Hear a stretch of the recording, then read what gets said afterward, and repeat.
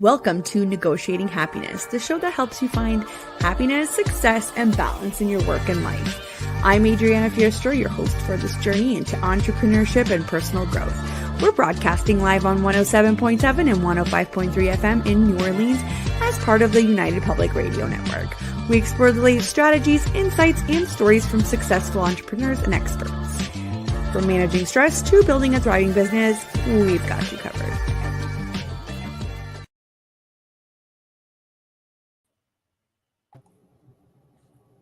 Good afternoon, everybody. This is your host, Adriana, and you are listening to Negotiating Happiness on 107.7 and 105.3 on the United Public Radio Network and UFO Paranormal Radio Network, airing live in the beautiful city of New Orleans. Everybody, just grab your lunch, grab your coffee, and let's dive into today's episode. I am super excited to be here with Edie. Hello, Edie. How are you? Good, thank you. How are you? Oh, I'm good. Thanks. There was a little bit of a lag there. I'm so excited to have you on today. Today we're talking about mastering stress and burnout. And as you know, as humans, we've all gone through it, but especially if you are an entrepreneur, you know exactly what this means for your work-life balance. So today we are introducing Edie and her business, and her business is Edie Gudaitis Wellness. I'm so sorry if I'm pronouncing that totally wrong. Please educate us on how to pronounce that. It is Gudaitis, yeah. Gudaitis. Okay, perfect. Wonderful. So who is Edie? Edie is the CEO and founder of Edie Gudaitis Wellness. She's a communicator, connector, and community builder. Her heart-centered why is to inspire, empower, and uplift people to live their most authentic life where they feel balanced and at ease in their body, mind, and soul. As a certified yoga, breathwork, and meditation facilitator and best-selling author and coach, some of her favorite ways to support clients include wellness retreats, workshops, speaking about stress, change and resilience, writing, and via her new podcast, the Stress DETOX Podcast. And I've included some links in our description there to see what is on the horizon for Edie. So check them out. She's got a Mexico retreat coming up, which if you've listened to some of our other episodes, you know that I'm a big fan of Mexico. So go check it out. And she's also got her book link in there. I cannot wait to sit and dissect and talk all about stress, Edie. So take it away. What should we tackle first? Stress is such a big topic. Stress really can impact all areas of our life. And right now we're living in such a fast-paced society, paired with the entrepreneurship journey of wearing all of the hats. It can be really overwhelming. All of them. Yeah, literally all of them. And it can just be really overwhelming at times as to where to focus our energy, when to pause and really refill our own cup, and just use practices that are so simple and quick, but not like fast paced, but there's something that we can use and access within ourselves quickly to then like refocus and keep moving forward. Otherwise, what can happen with stress is we get into an anxious thought pattern, and that just creates a whole downward loop, and everything is then spinning out of control. Our focus goes out the window, our productivity goes out the window. We can shift into like a fight and flight state or a freeze state and fully shut down. And it becomes a lot more challenging to actually complete the tasks that at one point we were excited about, and to then maybe meet different deadlines or goals that we have for ourselves in our business. So right. Learning how to really connect with ourselves and to access tools that literally are free within us can be really, really powerful, so that when different curveballs happen, instead of reacting to them, we're able to pause and breathe and re-expand our awareness to then choose a solution that's a lot more in line with the end outcome that we have in mind.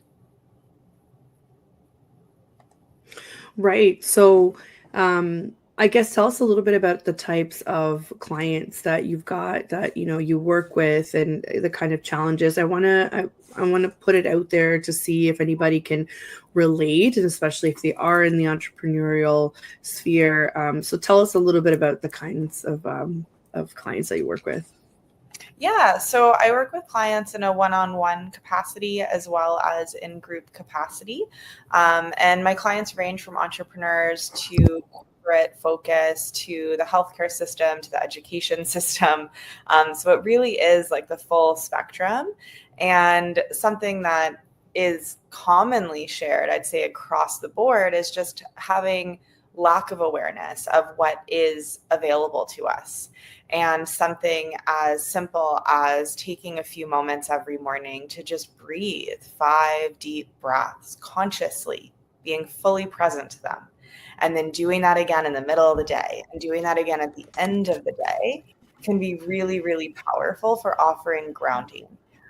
Some of the clients that I work with are navigating major stressors of being in like the medical field and working in the emergency room or working in hospice or working in a doctor office capacity. And then some of the clients are entrepreneurs where they're building a business, they're scaling, they're speaking with investors, they're getting more financial backing that way. And so there are different pressures and expectations at play. And really it comes down to, how are we showing up through it all? And what are we remembering about our own power and our own truth that's going to guide us forward through all of the different opinions we might receive, through all the judgments we might have about ourselves, or any of the self-doubt that might creep up as we're blazing our own trail forward in entrepreneurship. So having tools like the breath or a simple body scan to just notice, like right now, if I'm writing an email to someone and it's a tight deadline, am I like tight? Is everything crunched? Am I holding my breath, or am I relaxed and actually present to the experience as I respond and take the next step? So having check-ins can be really, really powerful, again, to bring us back to presence, to bring us back to our center, which is our place of power and our place of then creative ideas that allows us to move forward and make impact that we want to make. Does that answer your question? Right. And yeah, no, it completely does. And I can relate to a lot of it, right? Especially when there are, client interactions or deadlines. You not only feel mentally stressed, you're physically stressed as well. And sometimes we don't know how to assess that, right? And for somebody that, I'm sure you have experience with this, but for somebody that has ADHD, right? Sometimes I feel like I can mix the two up of what's happening. Am I just, having racing thoughts, or am I really experiencing stress, and how do I kind of complete the cycle of that so I can get over it? So what are some of the ways that people don't think that stress creeps up on them, but they do? What are some, tell us some of the tricks to watch out for?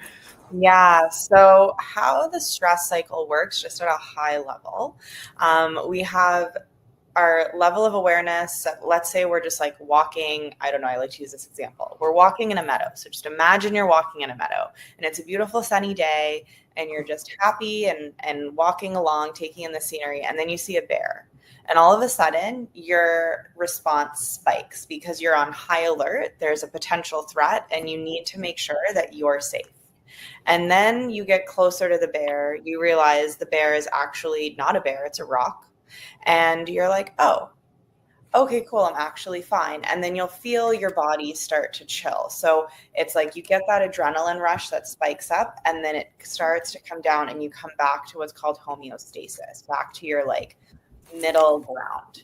And that doesn't have to happen just when we're like in a meadow and think we see a bear. That same response is happening when we're thinking, when we're just walking around in the everyday world. So if we're like creating something new and we're really excited, but then we see something on Instagram and we see that someone else has done it. And then we get into our head of like, well, who am I to do that? I don't know what I'm doing. They did it so much better than me. What's the point? And then we just spiral. All of those thoughts that are like self-doubt and judgment and negativity, all of that is then firing in our brain, I'm not enough, which is translating to like, I'm being chased by a bear. I'm being chased by a bear. So all of the negative thoughts are literally spiking this similar reaction in the body. And the more we succumb to the fear, the more we're having these little shots of adrenaline moving through the body that are keeping us then in this state of like high alert, fight and flight, and like protect defense mode, which is totally creating tunnel vision. So then we're not able to see, okay, cool, they've done it. That's amazing. They're showing me what's possible. So how am I going to create and share this with the world? Because I'm totally different.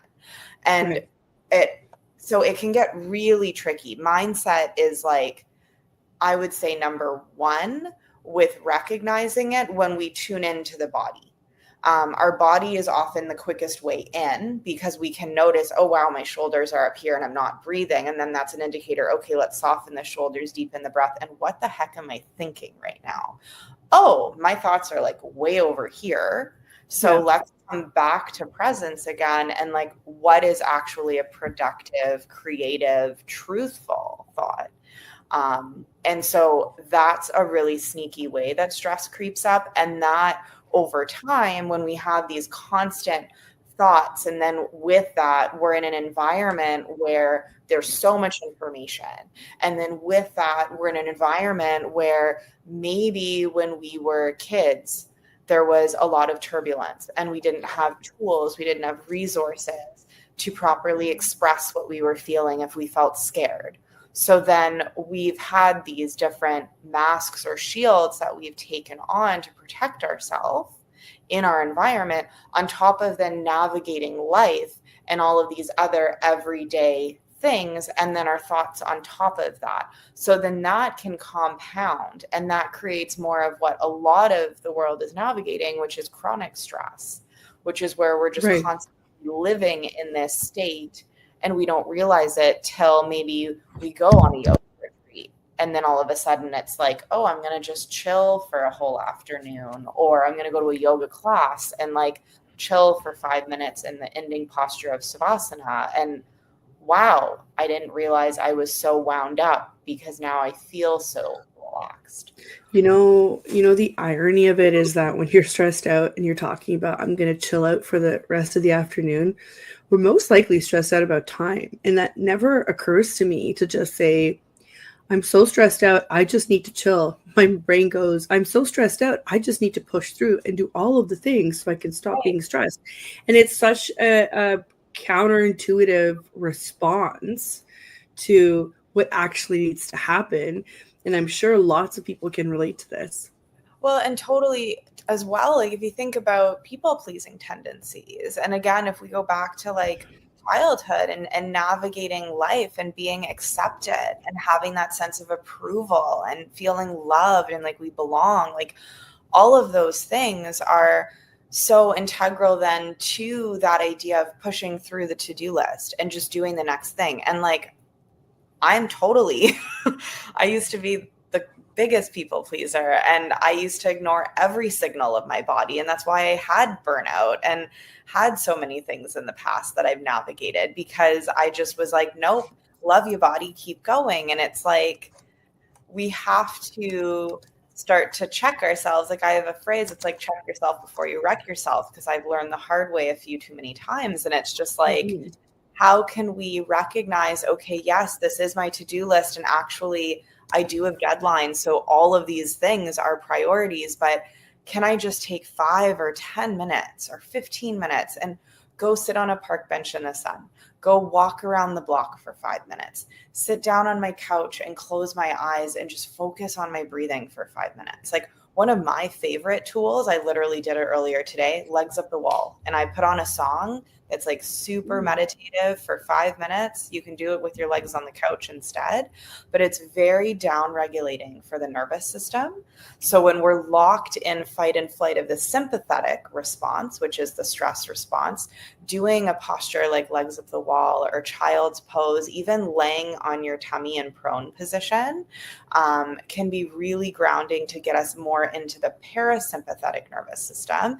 And by focusing on deeper breath, and by focusing on scanning awareness through the body or maybe doing gentle tapping, we're also then connecting more with that vagal stimulation of the vagus nerve, which is the brain gut connection that helps us shift from high stress reactivity into more of that flow state, relax, digest, reset. So it's very important to take these little breaks. But it starts with really just cultivating body awareness. And that's why most of the work I do with clients is literally just start to notice your breath. What does your breath feel like? Where do you feel your breath? Do you feel it in your chest? Does it feel really constricted? Does it feel spacious? Do you feel a slow, deep breath, or is it super fast? Start there. And then, okay, what is it like to actually take 5 slow, deep breaths? And your brain is probably going to be like, I don't need to do this. And you're going to do that like 20 times. Bring it back to the moment. Come back to your breath. But that practice over time, we're then tending to our body and we're training ourselves so that when things hit the fan, we can remember, oh, right now I need to breathe. If I just take a couple deep breaths, that's going to help me. Even if it doesn't bring me all the solutions, it's going to at least give me space. So I'm not just moving on autopilot reactivity instead of coming back to the present moment. I think we have to do a bunch of unlearning because, I mean, we've all heard it, right? When we're just like, okay, take a deep breath. And well, if somebody's in like super stressed out mode and it's not typically helpful to just throw that, reaction at somebody else, especially when you're also visibly like concerned about them and you're not in that state. It's kind of like you're just passing around like jumbled up chaotic energy between one to the other. So I think we have to do a little bit of unlearning of what, movies have done. And I feel like a lot of the times movies and TV shows have made kind of comedy of this whole, okay, take a deep breath. And it's like, no, but here's something really interesting that I just found out a couple of days ago is because you reminded me when you're talking about how to breathe, which is something so basic that we don't think about it. We just do it, right? Because we're conditioned to think about the bigger things, the money that we need to make, the houses we need to have, the going to work and doing all these things. And we forget, like, what's the very first thing that you need to do in order to be able to exist? It's breathe, right? But you reminded me of how I started when we talked about meditation, how to learn how to meditate. And the first thing is like, you have to feel your breathing and how to control it. But here's what I found out, which I thought was really cool. And scientifically, it links us even more. I mean, if you don't believe, mind over matter or like vice versa or whatever, then that's a whole other conversation or a whole other research project that you need to do. But it just shows how much more connected we are physically, between mind and body at a cellular level, because they did a bunch of studies. And I'm terrible host for not remembering what the study was, where it was from, but I'm sure we can look it up, where they studied brains, and the people who meditated regularly had more waves in their, like, physically the brains looked different than the brains who do not meditate, do not practice any sort of mindfulness activity, where they're a lot more smooth. So I guess the more curvature, the more, form and shape that it takes, the healthier the brain is, because the brain is a muscle, right? So it just kind of goes to show that we have to go back to the basics and unlearn a bunch of things and focus on the step by step. So I guess my next question would be, you're talking to a whole bunch of different, busy people, different schedules, children, work, life, just everything kind of hitting them from everywhere. aside from what you've already mentioned in breathwork, what are some of the tricks that, not tricks, but very practical tips that you can give somebody to say, I'm going to start taking my stress more seriously because I know that stress kills. So how can I start today to make a difference? Yeah. Oh, wow. I love that you just said what you said, because it's something I say a lot, and it's so true, and it's hard to hear, but it really is. Like, unmanaged stress, I feel, is the root to so much of the just disease that we see in the world. A lot of the illness, like, yes, some of it is genetic for sure, Sure. and a lot of it too is so related to stress, whether it's environmental stressors or the mental component and not having tools to manage. So my tools for like go-to tools for everyday life, I honestly, like, yes, number one, notice your breathing. Number two, start to do body scans. It sounds crazy, but just start to scan awareness through your body and notice how you feel. Like, as you drink your cup of coffee, are you just downing your cup of coffee and not even aware of what it tastes like, if it's hot, what the smell is? Or are you able to be present with the cup of coffee so that when you're drinking it, you actually notice the sensation and you notice the experience Right. of it? I'm not saying take 10 minutes to drink a cup of coffee. I'm just saying, when you're writing your email and you pause to have a sip, pause long enough to notice, how does this feel? Again, how is my body in this moment? So that's one thing I would suggest. And you can do that when you're brushing your teeth, when you take out the garbage, when you have a shower, while you're washing the dishes. Just take a moment to become more curious to your physical environment, like your body, while you're doing whatever you're doing. That's like number one. Mm-hmm. Mindfulness really is said to be the pause between the stimulus and the response. So taking that moment to pause can actually give so much more information and insight to yourself as to what is happening and what tool maybe to use next. So if you notice that as you're writing an email and you have a sip of coffee and you're just like, I'm not here, I'm like so stressed, then another tool to use, notice, again, pause. Number one, pause. What are 3 things that you can see in your environment? So if you look up from your computer, just take a second and notice, what are 3 things you see in the space you're in? And then what are 2 things you can hear? What's a sound that's closer to you? What's a sound that's further away? And then from there, what's one thing you can feel? And it might be your breath. It might be sitting on a chair. It might be, if you're outside, feeling a breeze on your skin. And so notice that. That then helps, again, communicate with your body that you are safe in your environment. And if there's something in your environment that is triggering stress, then that's an indicator for you maybe to leave that environment, because that could be adding to what you're feeling right now. So again, it's more information. So that's another tool I would suggest. Another one that's really helpful too is, if you're feeling your brain is super, super busy, do a brain dump. Write it all down. Grab a piece of paper, grab a pen, and just start writing stream of consciousness. Like, whatever is there, get it out. It can be work related, family, fitness, doesn't matter, but like, get it out of your head onto paper so you can see it. And then there's less of it that's jumbled in the mind, taking up what I call mental real estate. So just do that. That tends to help quite a lot as well. And then the other part too is, if you notice like you're really fixated on the negative and you're really in a space of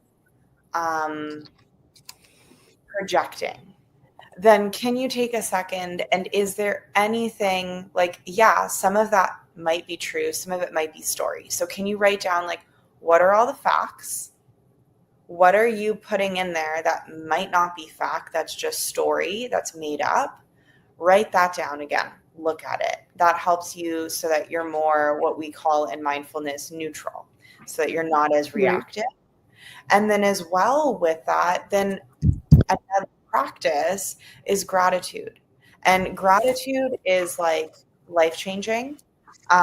Gratitude really is starting to be thankful for all of the aspects of your life.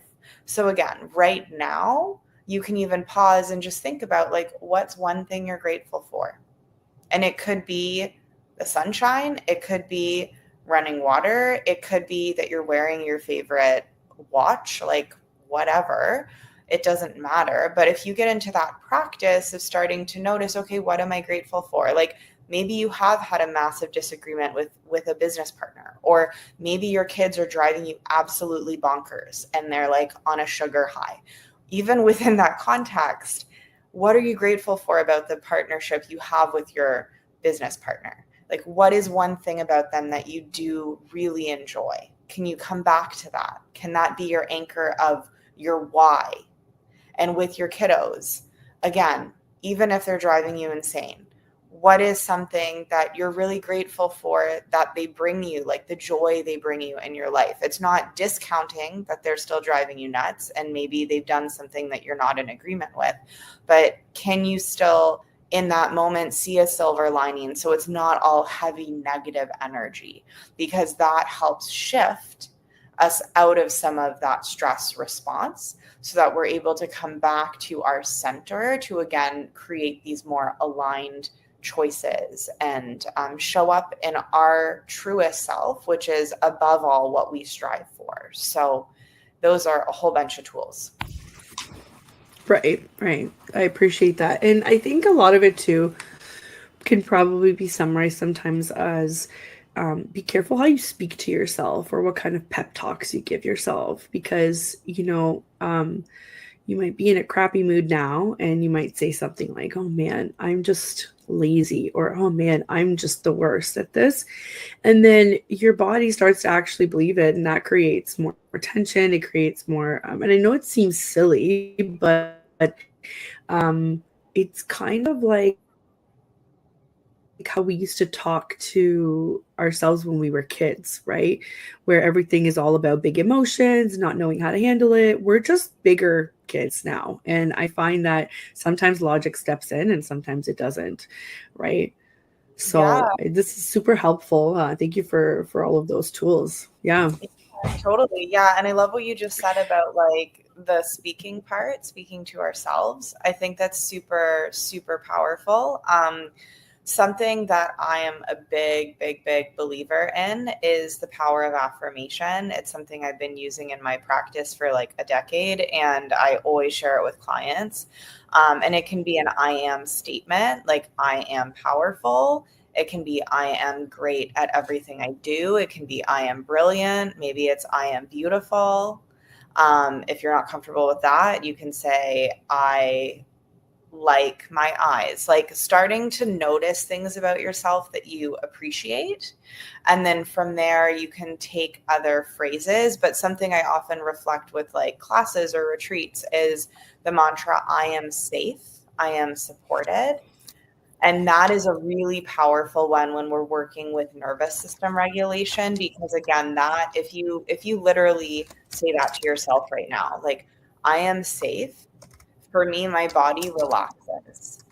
So Right. mantra can be really, really powerful. And like you just said as well about speaking with ourselves, we are mostly water, and water retains memory. And there are studies that have been shown, I think in Japan and other places, where like if you speak positively to water and they studied water, the literal molecules of the water changed compared to like speaking or ignoring it. And that's similar with plants. If you're speaking to your plants and you're giving them love, well, we're part of nature. So it's the same thing. When I look at my own past of when things were not what they are now, I was very negative and self-deprecating. I look at my skin, my inflammation, like all of the things I was struggling with. And then I look now at where I'm at, like really cultivating a practice of acceptance and speaking kindly to ourselves is one of the most profound tools for helping to really offer support and regulation. Right. So it just goes to show, we just need to remind ourselves kind of what space we're in, and we need to be able to step back. But sometimes dealing with those big emotions, we can't step back. And who knows, maybe it's like a really big deal in your business, or it's, a deadline, or and you just feel like you don't have time. I just think that everybody needs to remember that if you don't have your health, you're not going to have time, regardless of what you do, regardless of, how much you achieve today, you might not have tomorrow. And it sounds all gloom and doom. I'm just being realistic about it. So while we're on the whole like love and light, yes, love and light, it's obviously helpful. It's obviously part of who we are. And like you said, we're connected to nature. But if you want me to talk to you a little bit more harshly in terms of, business or time, you're not going to have that time if you don't make time for love and light, or however it is that people want to, put it into perspective. I'm all about getting stuff done, but at the same time, if let's say I'm speaking to somebody and they're just kind of, oh, I am no BS. And, what is this, I don't know. I'm a millennial, so we get called snowflakes a lot, right? So I'm like, you're being a snowflake. I'm like, well, am I? Or am I just realizing that there's just way more than this, BS way of doing things, that where I get to shut out every single instinct that I possibly have, and I just need to look down and just kind of go with it. I choose not to. I choose to look up. I choose to look around. I think that's the main takeaway for me out of this conversation so far. It's choose to stop, choose to pause, choose to look around, and then kind of work on it. And I'm a very impulsive person. So this coming from me is I've had to work through it. I've had to really just kind of pause, don't do that thing that you want to do. Don't say that thing that you want to do, including towards myself, right? Sometimes we're our own worst critics. And I talk to entrepreneurs all day. We are our own worst critics. I talk to very high achieving people all day, every day. It's very hard to get out of that mindset and to not look at yourself that way. It is very easy to compare. I mean, I'm looking just even at this platform. We're streaming to, 8, 9 different channels, and it's so easy. Look at this: Instagram, YouTube, Facebook. It's so easy to compare ourselves to other people or to other people's lives, and we forget that sometimes this is all curated. This is what I love about this show, is that we don't edit it, and whatever it is that we say, we take responsibility for, and we put it out there.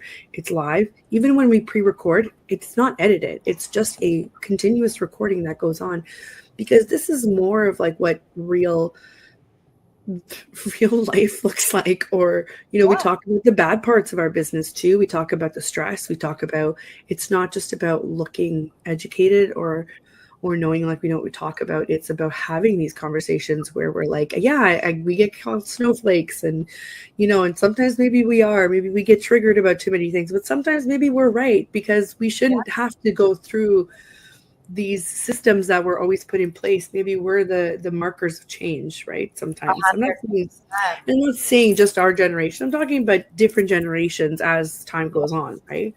So, and actually something that's coming to mind as you're reflecting all of this as well is when we're navigating stress, it's not just look around and take a deep breath. Sometimes things are hitting the fan. Sometimes we're really angry and we're feeling a lot of intense emotion. Emotion is energy in motion. It's meant to be processed out of the body. Something that the Nagoski sisters speak to in their book, Burnout, is... I love that book. I have to say. Love it. It's so good. And something that they speak to is that when we don't process the full life cycle of that emotion or that response, it gets stuck. It gets stuck in the body. And that's where we get more and more congestion. And using tools go for a walk. If you're pissed off, get up and go for a walk, or get up and do jumping jacks, or stomp your feet and shake around, or go punch a pillow or yell into a pillow. I don't care. Move the energy. Go for a run. There are so many things that we can do to work with the sympathetic response in a way that is healthy and channeling it out of the body, not projecting it onto someone else or even onto ourselves. And I think that's the part that's really important, because so often we're like, okay, well, I just need to be cool, calm, and collected then. And then we implode. And it's like, no, we don't implode. We're having the full human experience. And some of it blissful and relaxing sunshine and rainbows. And sometimes it's like firecrackers. And it's okay to be both. It's being human. So again, it's noticing with a level of curiosity and compassion and discernment to go, okay, right now, this is what I need. Okay, right now, this is what I need, so that we can be, again, our truest self. And it's just important that we really harness and tap into that. And that's something, again, that I really work with clients on, is recognizing no emotion is bad. Right. This like common judgment that anger is bad, fear is bad, blah, blah, blah, blah, blah, shame, whatever. And it's like, they're all just emotion. They're all energy. They all have different charges that they carry based on the story we're attaching to them, because really otherwise they're just a frequency. And once we process it, once we surrender to the anger and we're like, okay, I'm going to stomp and scream and have a temper tantrum for 3 minutes on my own because I need it. Because again, we're large children. We still have those same things. I'm going to feel way better. And actually beneath it, I'm going to notice, I actually feel really disappointed about this experience. And I just feel so let down by myself or by this other party or whatever. And I need to just process this. And now I can feel way more at peace. And maybe it's like, okay, now I can take another step to either speak up about it or to have a conversation where we come to some sort of agreement, and maybe there is a forgiveness scenario that's involved with it. So it's really important that we do work with the emotions, and that we just honor how we feel, and we give ourselves grace, and also, again, context. So sometimes we're having a conversation with someone, it's not appropriate for us to like rage, yell in front of them or at them. So in those moments, it's like, okay, can I be a cool, calm, and collected here and be respectful here? But can I also recognize that I feel like there is a fireworks show happening inside of me, and that when this conversation is done, either I need to take a pause right now and say I need 5 minutes, or we need to come back to this tomorrow, or conclude the conversation and note to yourself, I now need to go for a walk to move this energy, or I need to go stomp my feet or whatever, or maybe you just need to like furiously write. And as you write, it's like you release, and maybe you're crying as you're writing and you're like, I don't even know what the hell is happening. Why am I crying right now? Why am I having this response? But it's just naturally moving whatever is going on in your body out. Because at some point there was something that happened where you felt threatened, you didn't feel safe. And ultimately we need to move that out. So you come back to like, I'm safe, I'm here, I'm in control, even if the situation feels so far out of your control at the time. Right. So just before we keep going, for anybody that's tuning in, you are listening to Negotiating Happiness, and we are live on the United Public Radio Network and UFO Paranormal Radio Network at 105.3 and 107.7 FM in New Orleans. And some of our shows are also on Roku TV if you want to sit back and watch us on your big screen TV. And I am here with Edie today, and we are talking about mastering stress and burnout. And we just went through a whole list of things on how stress creeps up, what is the stress cycle. We talked a little bit about one of my favorite books, which is Burnout by the Nagoski sisters.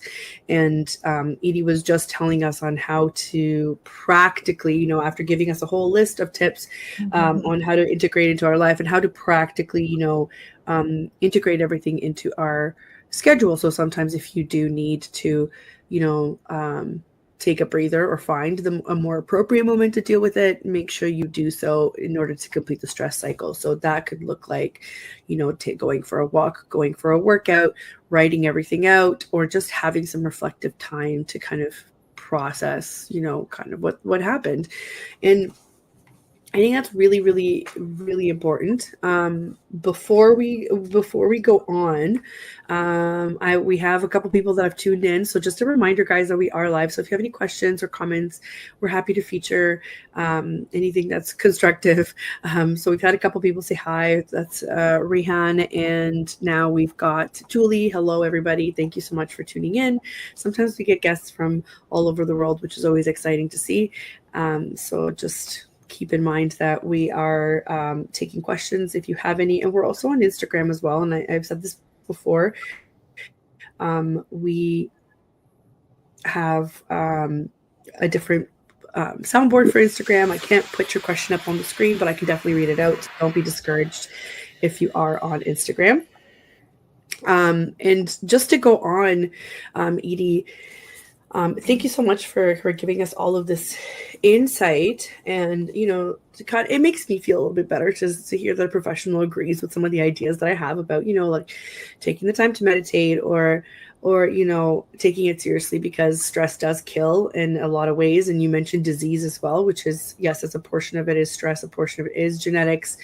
I think and agreeing that we need to do a bunch of unlearning, because we are in this sort of society that says the hustle culture is the best, and you're the best if you're a hustler. And I think slowly everybody's kind of realizing that, who are you hustling for? If you're your own business owner, I get it, you're hustling for yourself, but this is something that I touch on with my clients as well. Work with different small businesses, typically in the service industry, which requires a lot of your time. It's not, I don't typically work with people that have, let's say production or, manufacturing, where other people are dealing. It's typically their time that we're talking about. And I always say, I said, if you can't step away from the business, like the business is running you, you're not running the business. So this has a lot to do with burnout. It's so easy to kind of fall into this cycle of just going, well, if I don't work, I don't get paid, or if I don't work, I can't pay the bills. And I understand this is what everyone does it for, but there are different ways to kind of, like you said, pause and make sure that you complete these stress cycles, and maybe integrate some of these techniques in your schedule, right? Go and take a walk halfway through the day when you're eating your lunch, or whatever the case may be, or you think you're not going to make it to that workout, even if it's half the time that you would normally take, just go do it anyway, right? I'm the worst for that, because I have to have like a whole evening off for me to even be like, yes, I can leave the house and go get a workout in at the gym. And that's not really realistic. I don't need a whole evening off, but I would like to take my time, right? So then I make excuses of, well, I'll have to rush. So that's not helpful, but it would be helpful for my stress levels, right? Yeah. But I just wanted to also touch base on, Edie as an individual. You're business owner, you're an author, you work one-on-one, you run retreats. You seem like you do it all as well. So you're very aware of these struggles, which I can appreciate. You're also speaking from experience. You're not just sitting here selling a course, right? No. Tell us a bit about the happier parts of running it. So I'm assuming that, okay, don't get me wrong, we ran a retreat and it was only for 2 nights, but it was exhausting. However, I found it a lot of fun. Do you also find that a lot of fun? Oh gosh. I like the back end of being a business owner. There are aspects that I really don't mind, and there are aspects that I'm like, this is mandatory for my business to function. Right. For me, like my joy, full body goosebumps. My joy is definitely facilitating retreats, doing the one-on-one coaching support for clients, teaching classes. For me, it's such an honor to witness someone experience a greater moment of peace, to experience a deeper connection with themselves, to have that aha of, whoa, like my hips are so freaking tight and I can actually send breath towards that part of my body, even if I just imagine it in yoga, and it's going to help shift something. And now I just feel way better, and I feel way more flow with my body. And whoa, I had an amazing sleep last night. And it's like, yeah, like it can be that easy. And it's amazing to just share for what has been like the most profound in my own journey of going from the opposite of like so much of crazy hustle and perfectionism and all of the self-doubt, and then also all of the partying and like so many other pieces of like addictive patterns and numbing, whether it was work or working out or dieting or like drinking with friends. Like there's so many things. So shifting from that to this space of so much awareness and responsibility and choosing different practices that might not be the most fun at first, but then you get into it and you're like, oh my God, this is actually so much more amazing, because life is not a sprint, it's a marathon. And I learned that the hard way many times. Right. It's amazing to share it. It's amazing to give back to the community. Like I was teaching last night and I literally was sitting at the front of the room and everyone was in the first posture and I just had like silent tears. I was like, oh my God, like this is just such an honor to hold space in this way and to see others show up for themselves and be curious to try these practices and start to have more conversations around like, how am I feeling? What the heck is my body doing? So yeah, teaching for me is amazing. And retreats, oh my gosh, retreats are the best. Retreats are like so fun because you're getting, whether it's a full day or a full week, it's just this time for you. And part of it is really introspective. And part of it might be really playing with your edge. And you might hate it and you might want to leave, but you're going to stick with it and breathe through it and take care of yourself as you need.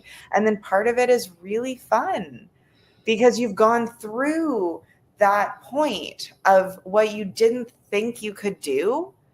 And then you did it. Like that's what's so cool. Yoga for me was my access point to meditation and then breath work. And for me, it started with recognizing my own power for like holding certain standing postures or arm balances. And now for me, it's like going through the more activated breath work practices where you're like, this is uncomfortable and I can feel everything moving in my body and I want to just stop. But you surrender deeper to that breath and then you come out of it and you're like, I'm so happy I did that. I feel like I just released 5 years of my life. And it's amazing what we can do when we're playing in the space of curiosity. And I think that's the other thing that I've had to learn, which maybe you can relate to with what you just shared. Like, yes, part of the retreat planning process might be stressful and hard, and there are lots of different things that we're coordinating. But there's also the joy of the experience itself that we're sharing as a group. And then it's really recognizing like, I just did that. Like, look at what I just created for someone else, or look at what I just experienced myself being a participant. Look at what I've learned, look at what I've gained. Like, it's just really, it's really beautiful. And it's nice to see that retreats are becoming more of a common choice for people in terms of scheduling vacation time and being like, okay, instead of going on a vacation where I'm just going to drink my face off and eat junk food, I'm actually going to go and like take time and be at this beautiful resort. And like, yeah, I can order cocktails still and like have a great time, but also I'm going to really tune into like rest and restore while having fun. So when I come back, I do actually feel replenished, not tired and actually needing a proper vacation because I just like sent it in all the forms. Do you know what I mean? You know, we're just such victims now as victims. We're also the creators, but also the victims of this really high-paced, environment where we get exposed to so many things. So instant gratification is so needed in order to, get those feel good, feelings.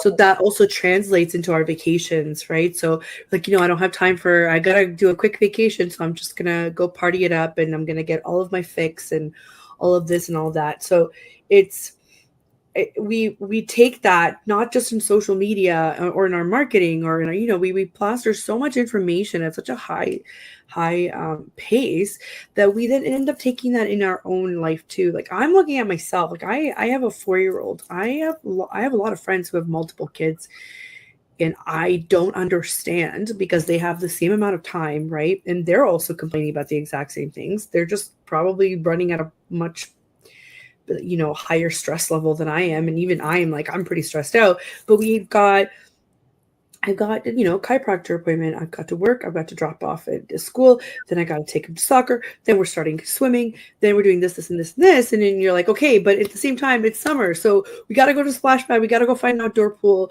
We went camping and, like we're just like packing it all in there. And I find that we just don't have the time, or we don't think that we have the time, or we don't make the time to just be like, okay, phones off. We're going to stare into a campfire. We're gonna, stick our feet in this river here and like these beautiful mountains and just take the world in, because we've created such a fast-paced environment and it's so hard for us to walk away. And especially as a business owner, I have made the mistake, and I just said this recently to a client. I don't know if she's listening. Phil, if you're listening, you know exactly what I'm talking about. I said I made the mistake of having one phone. And what this means is that I've given access to I love my clients. This isn't why I'm saying it, but I want people to listen to the whole thing. But I gave them access to my text message, to my WhatsApp, to my emails, and to their own inboxes. So I have a million inboxes that come through, and they have my DMs in Instagram too. And some of them even have my personal Instagram. So I can no longer just focus on that. Yeah, I can't switch off, because I'm also getting my family and friends that text me or get to me through the same channels. And also when I'm trying to check messages from family and friends, the clients are also going into that space, because I've made that mess. I have literally done this to my life. So this is why it's so much easier to balance, and separation becomes harder. And part of it is just because I don't want to pay for a second line. Do you know what I mean? Like part of it is that it is an expense. And at what point does that expense, like the benefit of it outweigh the expense of the actual line? I don't know. I'm still working on that. I'm still figuring it out. I think soon the benefit might outweigh it. And it's not to say that I don't want to check clients or family or friends. It's just that your mind's supposed to have a break.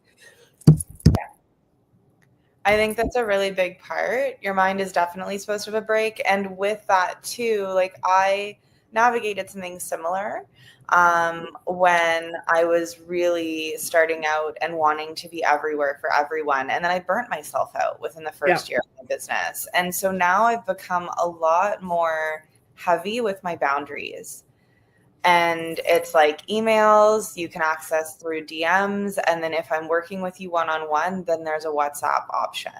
But I'm not doing text messages. I've had clients that have my business card, so they have my cell number and they'll text me. And then it's like texting me and emailing me about stuff. And I'm like, nope, it needs to be in one place. Right. Because for me, like if I'm getting text messages coming through that are work related on top of these other areas, it's hard enough to stay switched off for certain points of time.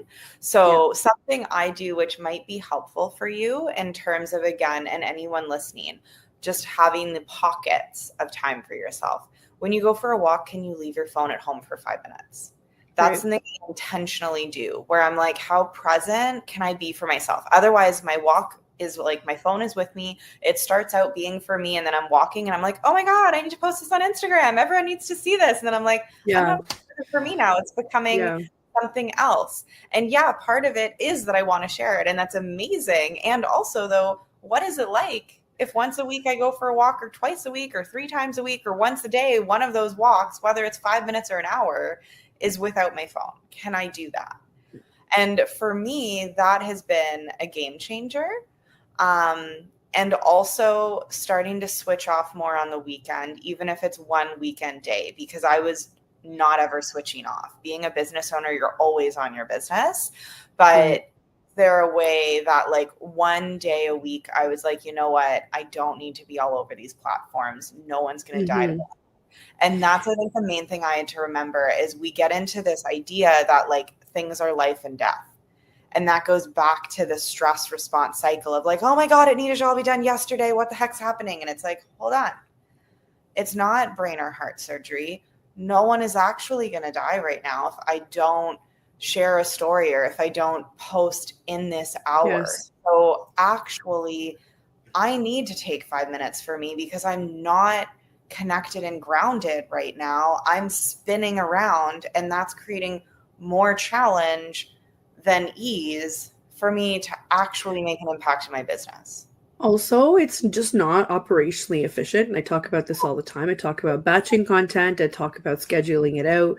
Like social media managers, they're great because they take care of all that stuff for you. You don't want to interact with every single comment that goes in because you don't have the time, but you would like to.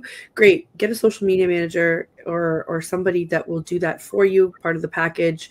It's just something that your business is going to have to do as it's growing, as you're able to add these costs to your business, because it will make a huge difference operationally. And as you're saying, for your wellness as well. I say this all the time. You shouldn't just be creating content on the go unless it's like, just like a story, but you can put those out later too. Just, you can make a day out of it. And we are trying something right now with me and some of my biz besties where we're just, let's meet up for 1 hour a week and see what kind of ideas we can come up with, what kind of content we want to create, just to have a little bit more cohesiveness, to not have to think about it, to say, oh my God, I didn't think about this all week and now I'm scrambling, or I'm enjoying a walk with my 4-year-old, but I have to like post a bunch of things.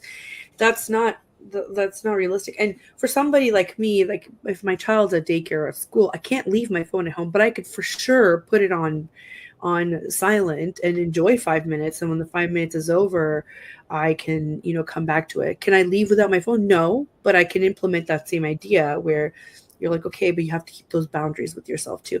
And it's so funny because we all have such great intentions, but we just never have the follow through. And that happens operationally too with all of my clients too. It's just funny how that all translates. So once you start working on that, you like every single area of your life improves. Right? So like operations with me and wellness with you, and, marketing.